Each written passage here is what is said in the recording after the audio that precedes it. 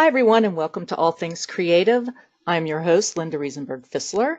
And before I bring in our guest for today, I just wanted to remind everybody that the Representational Art Conference will be starting on March 31st. On April 1st, I'll be presenting a paper at that conference. And I hope anybody who's listening to me in California will stop by, hopefully for more than a day. There are a number of great folks that are going to be presenting at this conference. Roger Dean, who is a concept artist for Avatar, is one of the key speakers. Cheech Marin is another key speaker. He'll be talking about Latino or Hispanic art. And also Jim Jennison, who is a Vermeer expert. Somewhat controversial, but he will be there. And if you want to argue with him about Vermeer, he'll probably welcome the challenge. So again, that conference starts on March 31st and goes through April 4th. And hopefully you'll stop out at Ventura at the Crown Plaza and stop in and say hello. So without further ado, let's get to today's art chat, or today's chat. We're kind of veering away from art on this one.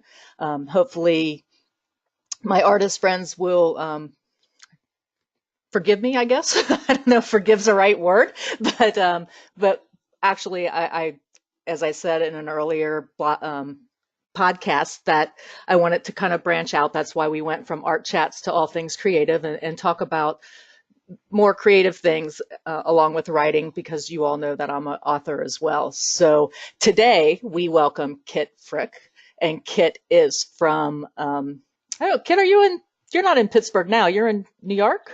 I'm in New York now, but I'm from Pittsburgh originally, and I am actually moving back to Pittsburgh this summer. So I'm sort of in both places at the moment as we renovate a family house and get ready for that move. Oh, cool. So Kit is a novelist, a poet, and is a MacDowell Colony Fellow. She just said she's originally from Pittsburgh. She studied creative writing at the Sarah Lawrence College and received her MFA from Syracuse University. So there's the pool to New York. When she isn't putting complicated characters in an impossible situation, Kit edits poetry and literary fiction for a small press, edits for private clients, and mentors emerging artists through pitch wars, which I'm going to ask you what that is in a Sure. few minutes. She is the author of young adult novel See All the Stars, and that was published by Simon and Schuster and McElderry Books, Margaret K. McElderry Books, and the forthcoming All Eyes on Us. Is that forthcoming? I thought you said, is that launched already? It's forthcoming. June Forthcoming. 4th is the publication date. Okay. So just a couple months. Okay, June 4th, All Eyes on Us, and then Windermere in 2020. Her debut full-length poetry collection is A Small Rising Up in the Lungs, and that is on New American Press and was published in 2018. So welcome, Kit. Thank you. Yeah, so thanks for accepting my invitation to join the show. I really can't wait to get into finding out about your writing process and your work. So Yeah, absolutely. yeah, so tell us a little bit about See All the Stars. Sure. That's your So first book, right? Not it your is. Yeah. Right. So I had both See All the Stars and the poetry collection published in 2018, last year. See All the Stars came first in August. It's my first novel. It's a young adult contemporary suspense. And it is, I'll tell you a little bit about the sort of core inspiration for the book, I suppose. Yeah, that'd be great. Okay, great. So my idea for the novel started with a what if question.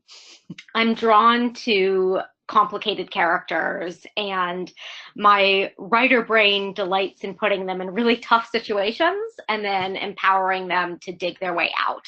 So I had this what if question that kept tumbling around in my brain. What if a girl lost all of her friends and her boyfriend in one fell swoop? And what if she was partly responsible for what happened? And then Ellery's story unfolded from there.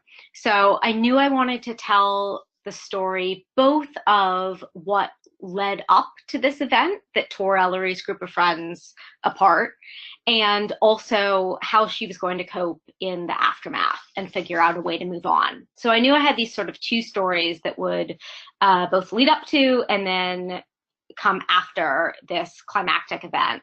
And I had the idea to, instead of telling it in one narrative, chronological beginning to end storyline, to instead write it as two stories that would alternate. And we would get one chapter in the past and then one chapter in the present. And the mystery for the reader would be trying to work out what happened in the middle, that what was this event. So the story is told in two timelines alternating between past and present, and they lead toward the end, toward the discovery of what happened during Ellery's junior year, this traumatic event. Cool. That's you kind of struck a chord with me, because I'm taking I have 4 books out, and one of the things I'm doing is writing a script series. So okay. And one of the things I started with on the first one, it starts completely different than my first book does. It starts in present day and it's kind of told in flashback. So it's kind of interesting that you're doing something similar, but chapter to chapter. And yeah, I really love interesting narrative techniques. I'm very drawn to that both as a reader and as a writer. I think everything that I've worked on has either been in more than one timeline or from more than one point of view, or incorporated other narrative techniques, such as the book that I'm working on now incorporates a podcast into the text. And I have another project that brings in various found texts, such as news clippings and diary entries and that sort of thing. So I really like narratives that in some way or other differentiate from just a standard chronological narrative. right, so is the book set in present day, except for your flashbacks? Yeah, see all this. So it's set in, the two timelines are the main character Ellery's. It begins with the summer after her sophomore year of high school and goes through her junior year of high school, and then that's the past timeline, and then the present timeline is her senior year. So they're both they're closely knit timelines. And yes, it's contemporary present day. Oh, cool. So it sounds interesting. So just out of curiosity, we're probably the first young adult author that I've talked to. Oh, wonderful. Yeah, other than, like at different expos and things like that. But do you find that more than young adults are interested in your books, like people who maybe would like a fast read or a quick read or something a little bit different? Are you finding that your reader base is really over a number of years versus just young adult? Yes, it is, and I think that is true for young adult as an age category in general. Of course, the target audience are teens, and that's true for all of us. And but it is also the case that there is a lot of enthusiasm for young adult novels among adult readers. And you'll see various percentages thrown out, and I don't really know what is true, whether it's 30% of the audience for YA is actually adults or 60%. I don't know, but it's definitely the case that I have readers who are teens and adults, and there's really no I would say that there is probably a firm early point on the age spectrum for the book. I would not recommend it to readers, say, under the age of 12, because it does have some sex, drugs, and rock and roll. So, probably there is, an early end of the age spectrum, but I have readers, from 12 on up for sure. Yeah. Yeah, and I guess so the writer in me is saying, so how do you target? Do you know that you're writing specifically for that teen years, and then if other people enjoy it, that's great? Or do you have this little nagging thing in the back of your head that says, maybe I should be putting this in here to keep those others interested, or you just don't worry about it?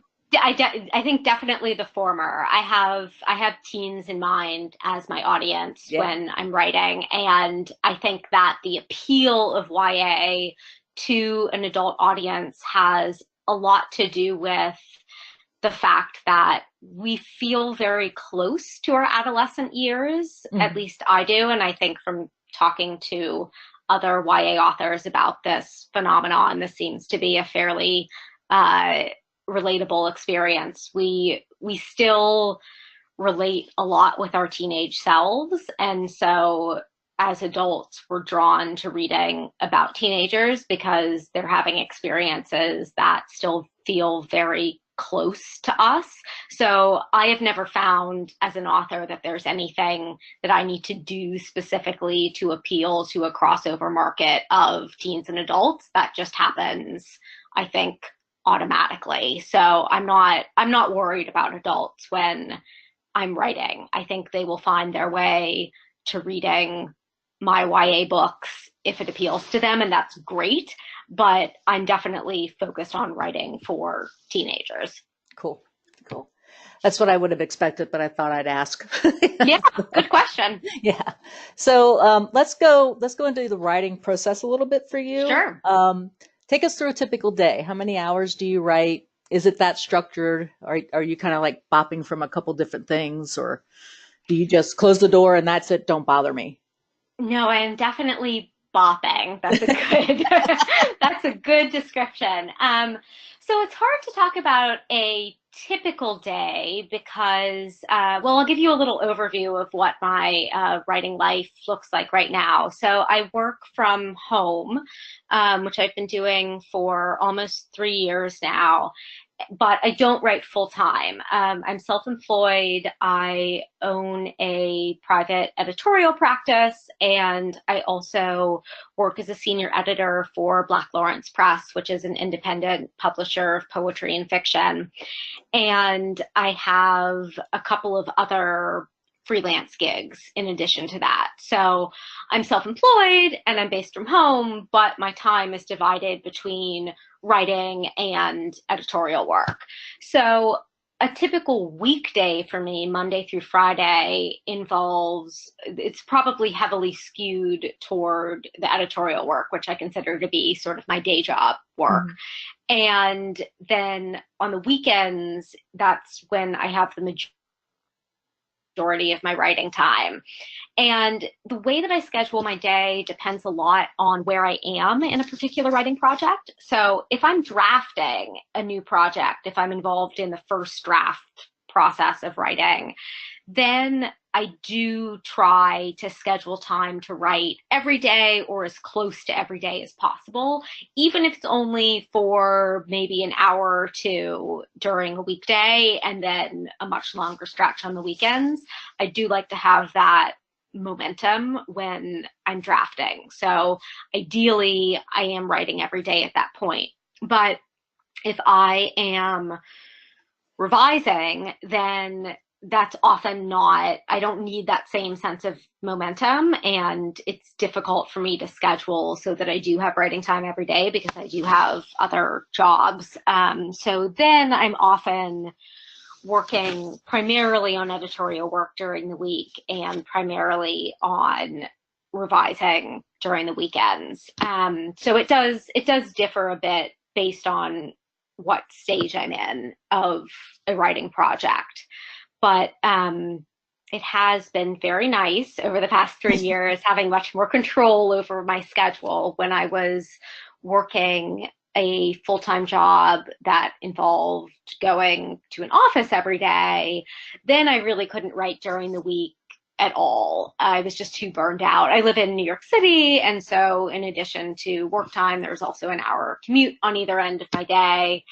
And I am just not one of those people that's good at getting up at 5 a.m. to write or writing well into the night. So then my writing time really was much more delegated to the weekends. So it's very nice right now. I feel very privileged to be able to schedule a couple hours during the day on a weekday when I'm drafting. It's really done a lot for both how quickly I can move through a first draft of a project instead of I drafted See All the Stars over about 7 months when I was still working full time. And that was just writing on weekends. And then my second novel, All Eyes on Us, I drafted in about 2.5 months. So it's made a huge difference. And the same has gone for subsequent projects, my drafting time, because I'm able to schedule time in during the day. It's really compressed how long it takes me to move through a first draft, which is great. Yeah, absolutely. So, do you consider your first draft more like a free write where you're not all that concerned about the structure itself? You're just fleshing out scenes, if you will, or are you a lot more structured than that? I've gotten increasingly structured with every book. So for See All the Stars, it was my second novel that I had written. The first novel is not published, will never be published, should never be published. But it was a great learning experience just in terms of figuring out that I could, in fact, write a novel, and giving me the confidence to move forward with the next project.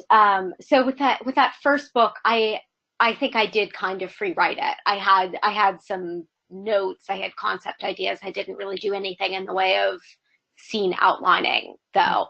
With See All the Stars, I was a little bit more purposeful about it, but I did something that I would never recommend if you are trying to write a book that is not chronological, like mine is. And that was, I wrote those two timelines. I wrote all of the scenes in the past timeline. And then I wrote all of the scenes in the present timeline. And then I attempted to weave them together. And so I knew from the beginning that I wanted the chapters to alternate. I knew that that was going to be the ultimate structure for the book. But I did not know enough about outlining or planning out a novel to figure out a way to write scenes that took place in the present before I'd written all of the past. I thought the only way that I could do it was to write everything that happened in the past and then write everything that happened in the present. And that created a huge challenge for me in revision because I had no transitions. Nothing that happened in chapter 1 had any bearing on anything that happened in chapter 2 and vice versa. So I created a huge amount of work for myself on the back end by drafting that way. But that's where I was as a writer at that point. So I don't think I could have done it differently then. Now, my third YA novel, which is coming out in 2020, actually takes place in 3 timelines and 2 points of view. I just keep making things harder for myself with every book. But by the time I had gotten to that novel, my outline was very detailed. And for All Eyes on Us, the second YA book that's coming out in June, that book is written in 2 points of view, but it's one timeline. And I did outline. I like to have a sort of brief sketch of what are the major plot points that I'm going to hit in a scene, and then why it matters. Those are the 2 things that I want to know going in to writing the scene. So it gets at both what's happening in the scene and also why is this important to the character arc that I am moving through with this character. So that's a sort of check and balance for myself to make sure that I'm not writing a scene that is actually seems important in terms of plot, but is actually not important in terms of the story arc.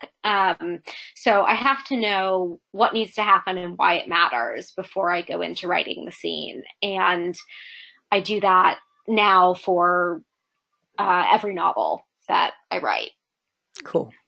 Yeah, well, it's really kind of interesting because there's so many different ways, creative ways, if you want to call them that way, processes that everybody goes through, and it's always kind of interesting whether you call it a first draft or a free write or something. I mean, I write probably a huge free write, and it's just because I Mm-hmm. have so many scenes running through my head.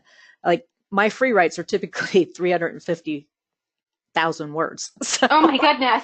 so, so the weaving and transition part that you're talking about, I so get that. You know? Yeah. Because one of the things that I'm doing is when I go through it is I'm like, do I want to keep this scene? Do I not want to keep this scene? Maybe this scene comes in another book later on as a flashback.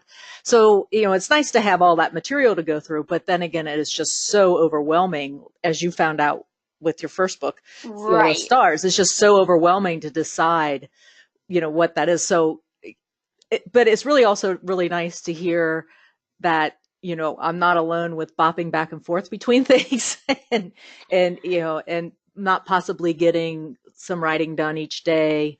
You know, you have, like you said, a day job with your editing. Right.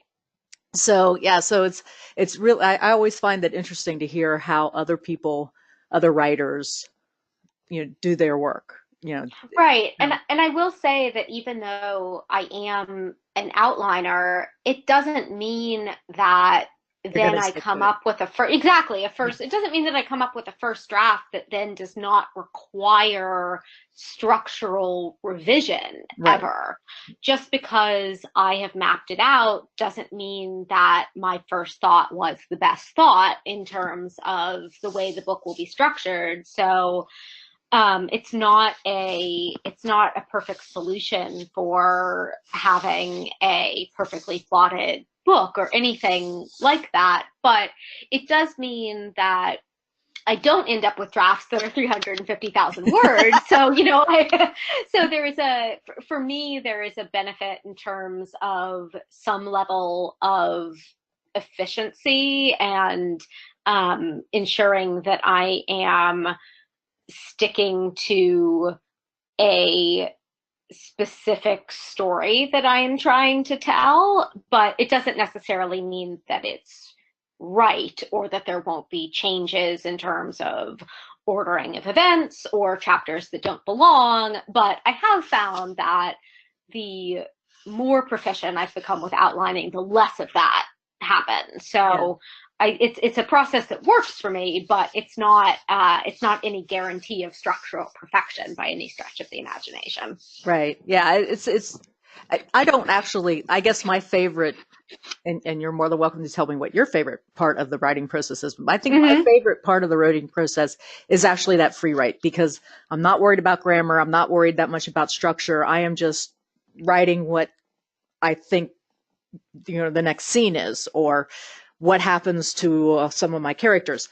But like I'm at a point right now where I've written probably close to 50,000 words with one of the characters making a choice, a specific choice to, let's just say, stay where she Mm-hmm. is. Okay.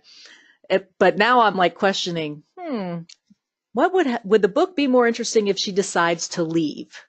So Right. I'll probably write down that path and see, and then I'll make the decision later, whether she stays or goes. But it's one of these things where, I enjoy that part of the process. To me, that's the most creative part of the process. So I enjoy being in that process. How about you? What's your favorite part?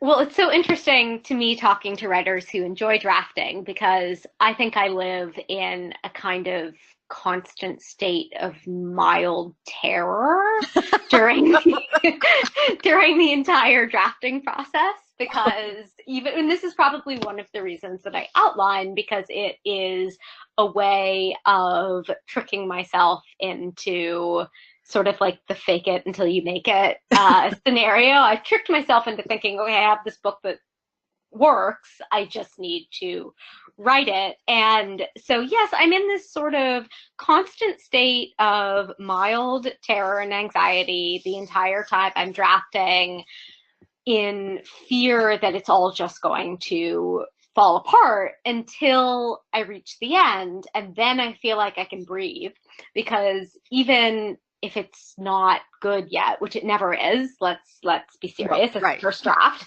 right? Yeah. So even knowing that it's not anywhere near where it needs to be in order to be the story that I want to tell, it's still on the page, it exists.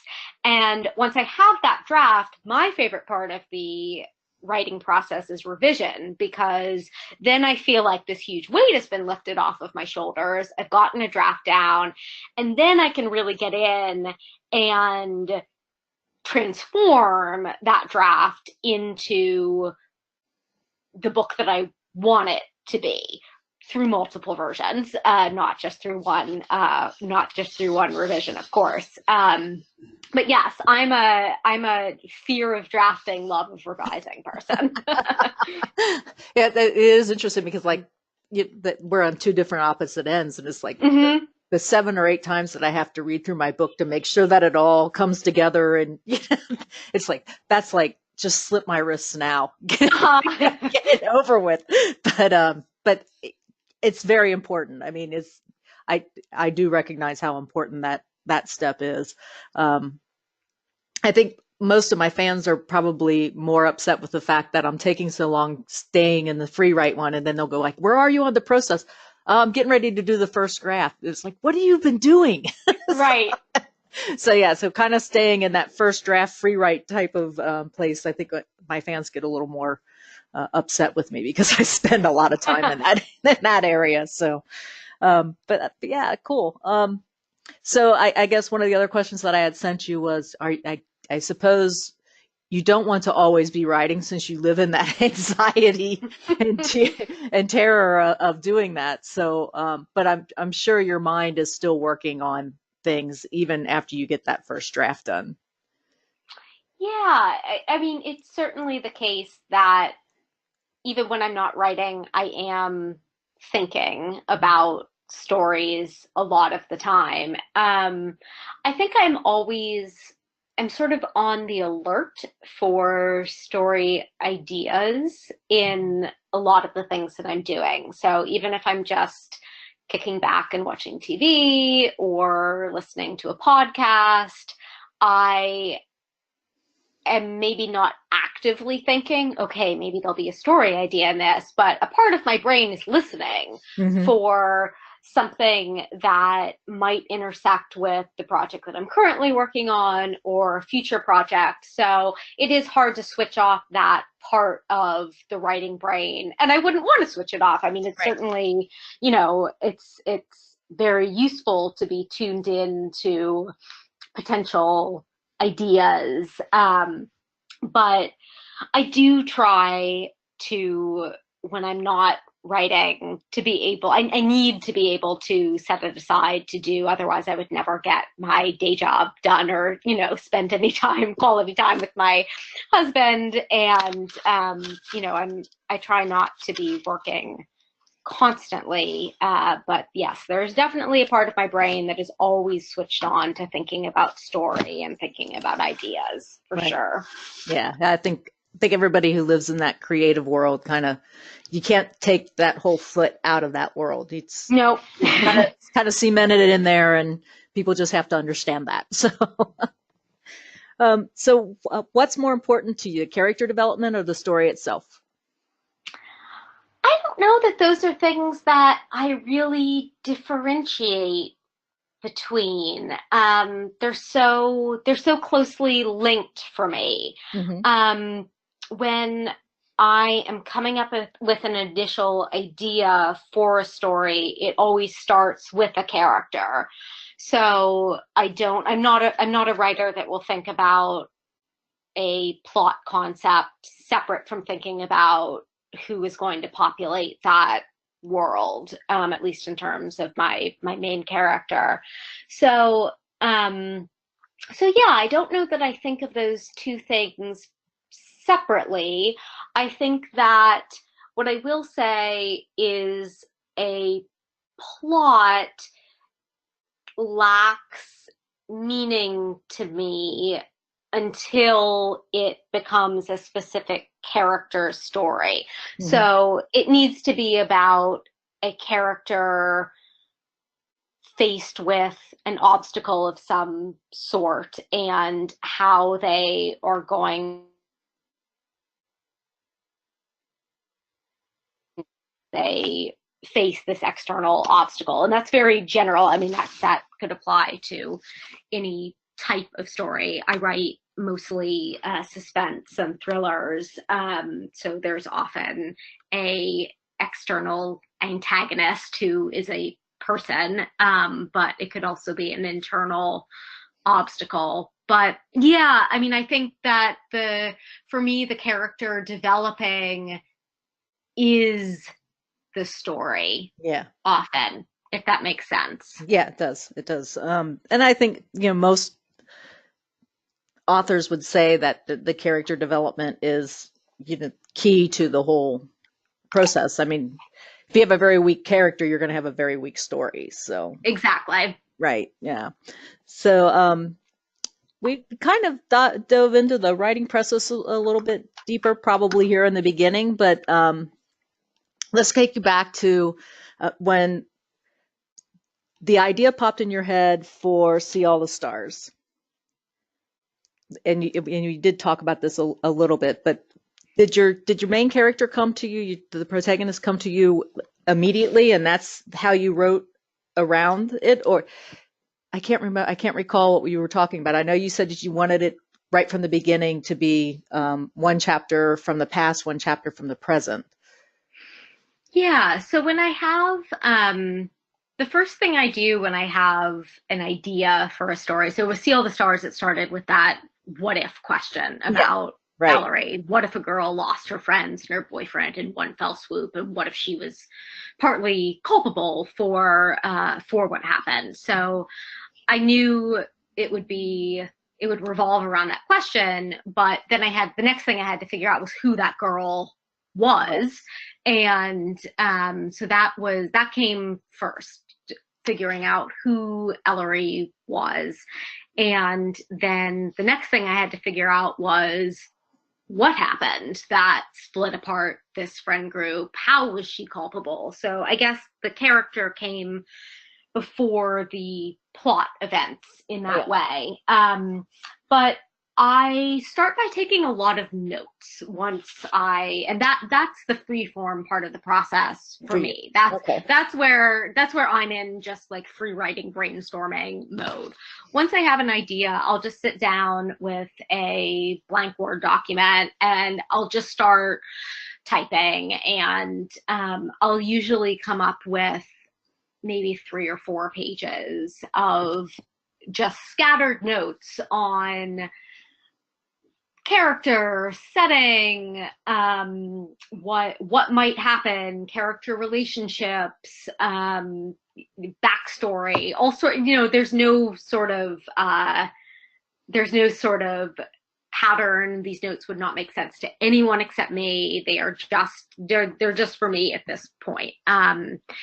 And once I have that, then I will sit down and try to take everything that I've written and write a kind of succinct pitch for the book.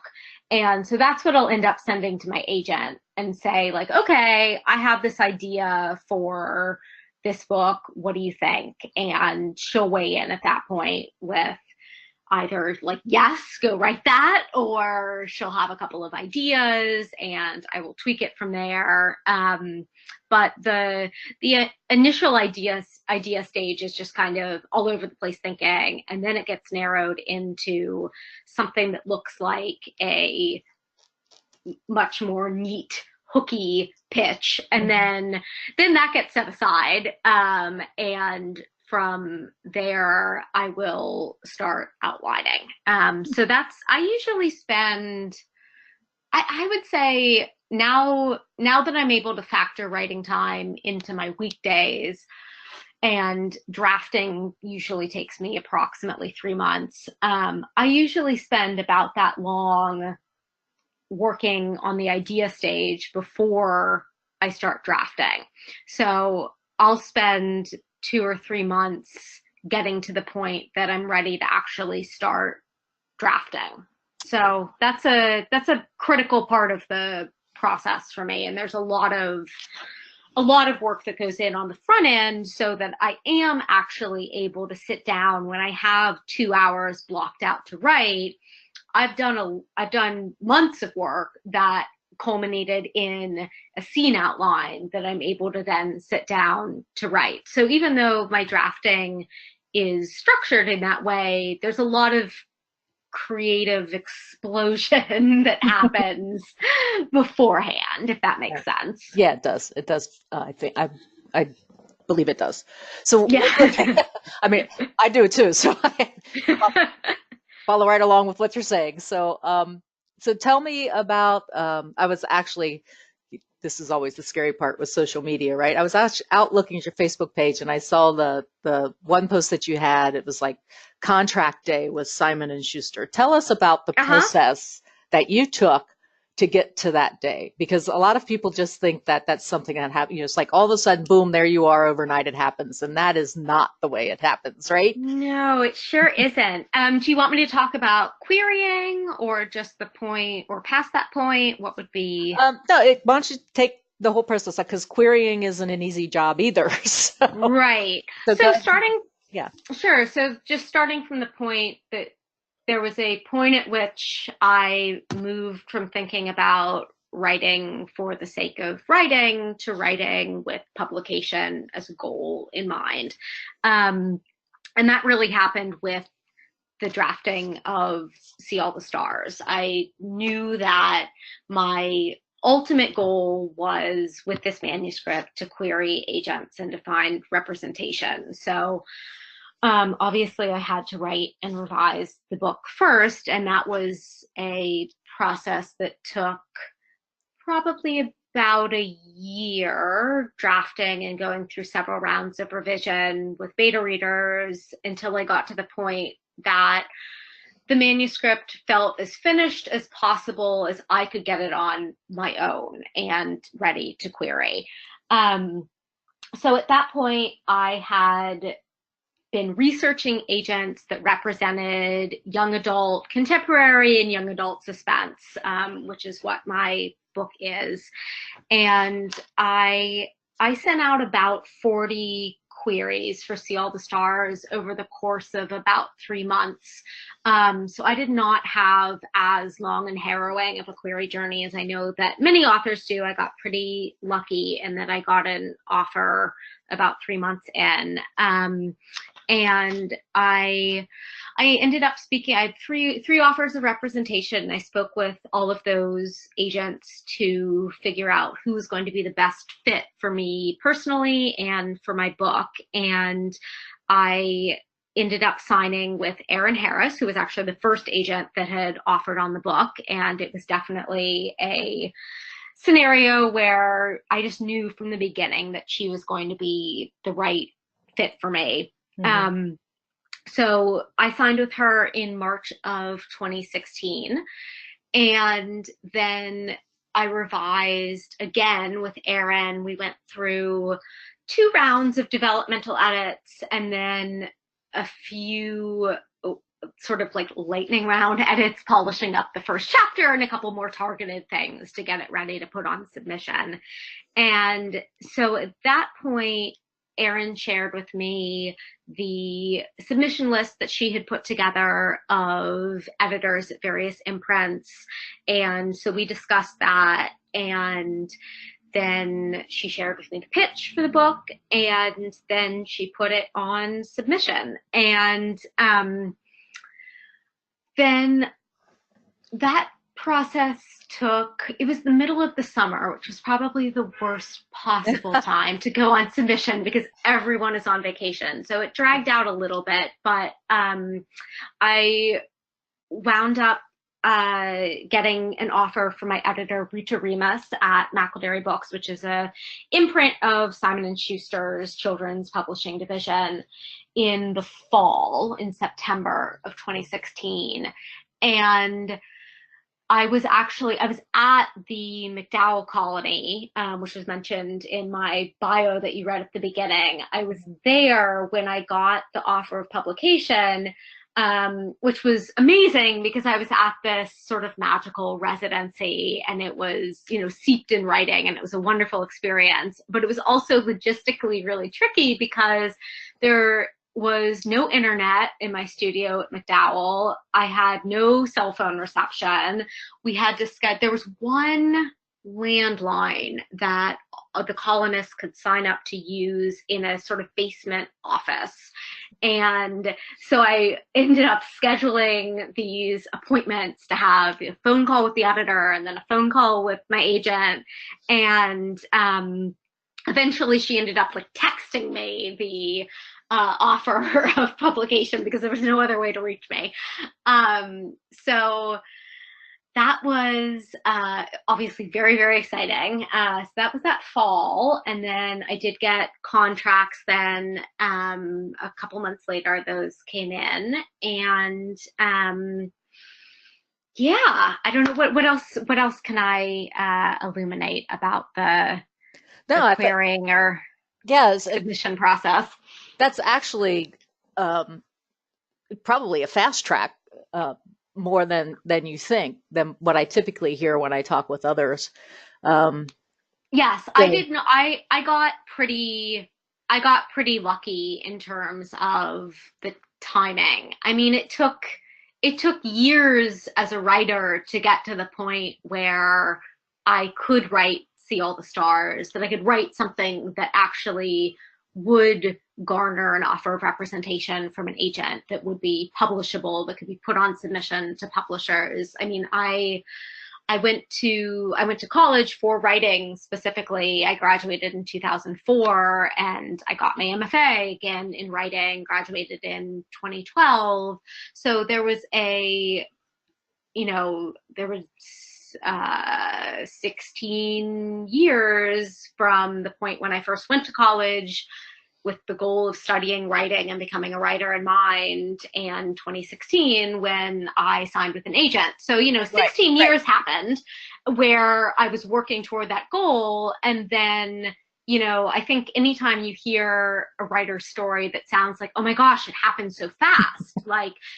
Kit went from querying agents to having a offer of publication in just under a year, which is true, but 16 years happened before that where I was working toward it. So I think it's always good when you can hear a writer's more complete story, because it's very rarely the case that anyone sits down to write their first novel, having no writing experience before, and, within a year they have a publishing contract. That sort of overnight success is almost unheard of. I mean, that almost never happens. Right. But yeah. It was a great point for you to point out the 16 years prior to lesson publication, because that really is, that's the area where you're putting in, if you want to call them dues or whatever, that gets you to the point where, if you want to call it marketable, gets you to the point of finding representation and having the publishing contracts, come to you. I mean, it's, I'm self-published, indie published. So, and I haven't, and in all honesty, I haven't spent any time looking for an agent. Right. But at some point, I'll probably end up doing that. But I look at this is my 16 years that you put in. This is the beginning process for me, because I spent a lot more time, oil painting, and probably have been doing that for close to 20 years now. And then decided to go back to my first love, which was writing. So, so I know I have to put some time in, and, we'll get there at some point, I'm sure. But I'm having fun. And that's, to me, that's the good thing about what we've chosen to do, which writing is that it's the fun part. So, Yes. yeah. So, let's talk a little bit. See All the Stars is available on an audiobook. So tell us how that process worked.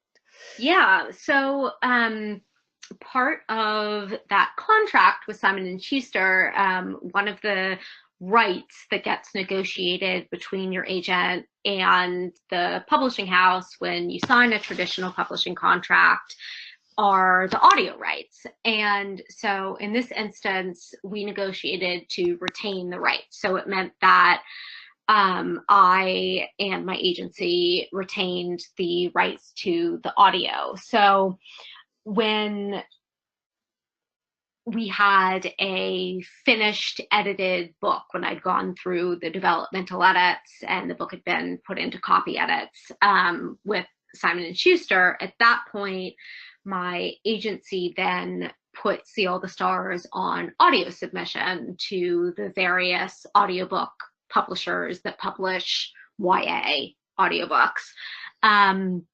And so we ended up selling the audio rights to Brilliance Audio, which is a subsidiary of Audible. They do Audible's physical audiobook publishing. So in other words, they do the CDs that get distributed to libraries, etc. And then, of course, there's also the digital MP3 audio. But in any case, so we sold the audio rights to Brilliance Audio.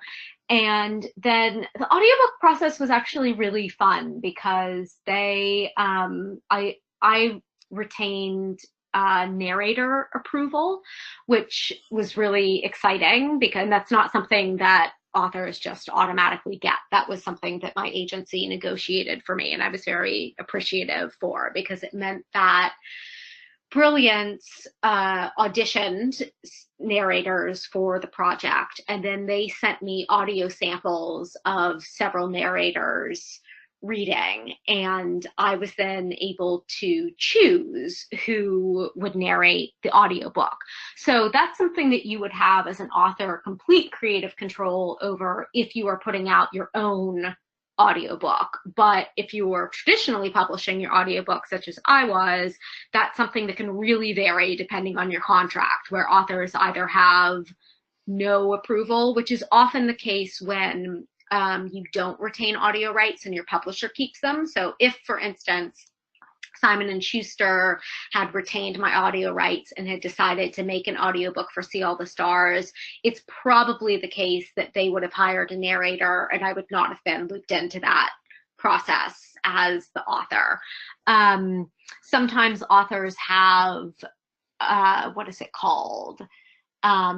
I'm forgetting the exact term for it, but it's not approval, consult. That's what it is. So sometimes you have creative consult over the narrator. So you might get sort of a vote in who is chosen, but ultimately it's up to the publisher. But in any case, a wonderful audio voice actor named Jess Nahikian narrated See All the Stars. And she actually was able, she's local to New York, and she was able to come to my book launch party when See All the Stars came out, which is really fun because I got to meet her in person. But okay, so we selected the narrator, and then at that point, the audiobook publisher went off and made the audiobook, and I sort of didn't hear much else about it until it was published. But then it is really surreal to hear your book being narrated. I can only imagine for authors that have sold film rights and actually had a film or television series put in development and made for their books, what that must be like to see it adapted, because just hearing your book read by a professional voice actor is amazing. But yeah, it was really cool. That's one of my favorite parts of the publication experience for See All the Stars, the fact that it is available as an audiobook. And it was also really important to me for accessibility reasons that it be made into an audiobook, because I wanted an audio edition to be available, and that's not something that I will necessarily have control over for all of my subsequent books, because it depends on whether the rights sell, or if I then want to put the investment into making an audiobook on my own, which may or may not be a possibility depending on the rights. But yeah, super cool. Love having my audiobook. Yeah. Yeah, I remember the first time that I heard my characters being read by somebody else professionally. I Mm-hmm. just goosebumps, like all up and down. It was just so, it was like all of a sudden they weren't just in my head, which was a weird thing. So it was, Yeah. yeah, so kind of crazy. But, and then the interesting thing is I have a number of British characters, and the person that was reading it was doing a British accent. And then all of a sudden I had three British people in the room, and he had to figure out a way to make each of them distinct. Oh, and, right. and then I remember listening to it, and I was like, when did Sean Connery get in my book? Because it was Sean Connery accent. It was so funny. As I actually wrote the person that read it, his name's Stefan Rudnicki, but I wrote Stefan a note and said, Sean Connery, really? And he just started laughing because I ran out of accents. So it was funny. So, what's next for you? What projects? We talked a little bit about what you got coming out in 2019 and 2020, Windermere, and I'm sorry, your second book in 2019 that's coming out in June 7th. Yeah, All Eyes All on Eyes on Us. You. Okay, I thought it was. I didn't want to say it. Sure. So So I can tell you a little bit about both of those great. projects if you would like. Yes, please. So All Eyes on Us is coming out June 4th in hardcover and ebook from Mackleberry at Simon and Schuster. And so it is, you know what, I'm just going to actually read the descriptive copy for the book, because I have not yet honed my elevator pitch for this book, which is something that I should be doing now because it's coming out in 3 months. Okay. So the daughter of small town social climbers, Amanda Kelly is deeply invested in her boyfriend, real estate heir Carter Shaw. He's kind, ambitious, the town golden boy, but he's far from perfect, because behind Amanda's back, Carter is also dating Rosalie. Rosalie Bell is fighting to remain true to herself and her girlfriend, while concealing her identity from her Christian fundamentalist parents. After years spent in and out of conversion therapy, her own safety is her top priority. But maintaining a fake, straight relationship is killing her from the inside. When an anonymous texter ropes Amanda and Rosalie into a bid to take Carter down, the girls become collateral damage and unlikely allies in a fight to unmask their stalker before private uproots their lives. So it is also a YA thriller. I talk about See All the Stars as being more of a suspense. I would say All Eyes on Us is definitely a thriller. There is a stalker and there are life and death stakes. But it's also very much about the two girls' personal stories. They're both in situations where they're under a really unhealthy amount of pressure from their parents to be people who their parents want them to be for reasons that make sense to them, but are not the best choices actually for their daughters. So it's about the tension between living up to the expectations of family and community and making the choices that are best for you. Sounds like a great book. It's great back blurb there. I like that. The description is really good. So yeah, I'm so excited about it. I've been working on this book actually since before See All the Stars sold. I was already drafting it, so it's been several years in the making, and I'm really excited about it coming out into the world in June. And then the third YA book that that we've mentioned a couple of times, so I'll tell you a little bit about that one also. Hmm. So it's sold under the title Windermere, which is what's listed in my bio. We're actually in the process of, that was a working title, and we're in the process of finalizing the title for it. So I don't have that to share with you yet, but it is scheduled for the summer of 2020, also from my same publisher, McElderry at Simon and Schuster. And in lieu of a title, I am right now calling it my YA Rebecca in the Hamptons book, because it is loosely based on my favorite romantic thriller of all time, Daphne du Maurier's Rebecca. And it is about a girl who takes a nanny job in the Hamptons during the summer after her high school graduation. And she gets swept up in the mystery of a missing local girl when she realizes that she may play a part in the girl's disappearance. So also a thriller, and yeah, so we have a little ways to wait on that one. I'm still in developmental edits with my editor, but yeah, summer 2020. Cool. Title to come. Yeah, writing thrillers, suspense mystery is fun, isn't it? It is so fun. Yeah, so fun. I throw an extra historical in on mine. Mine are set back in the 1979, 1980s. Mm-hmm. So there's that historical timeline that you always have to bring into it. But I mean, it's just some of the mystery. I really enjoy writing the mystery suspense thriller type of book. And those little plot twists that really throw the readers off. It's just so fun to hear your readers talk about that. Do they come back and say, I can't believe that you did this, or, you know? Yes. Yeah. I can't, I'm shaking after the ending. I'm like, yes, great. Success. Yeah, exactly. Yeah, it's like, we love teasing you. So, Kit, thanks so much for being with us. We're coming up on just about an hour. Is there anything else you'd like to share with us, or? Oh, I can't think of anything. Thank you so much for having me today, Linda. This was so fun. Yeah, this was a lot of fun. Stay in touch, and I will naturally send everything to you that needs to be sent, so that you can share this with your fans, because I'm sure they'll want to hear from you as well. And thank you again for being part of All Things Creative. I think you painted a really great picture of what it's like to be an author. So thank you so much for that. Thank you, Linda. Okay, so next art chat for folks that are listening will be with Mandy Thies, also who lives in New York City, and she is a co-founder for the Da Vinci Institute, and I'll be interviewing Mandy next week, sometime on the 21st. So look for that one as well. But until then, hope you enjoyed listening to Kit talk about her projects and her work. I think it was really a wonderful discussion, and so you all have a great time until we meet again.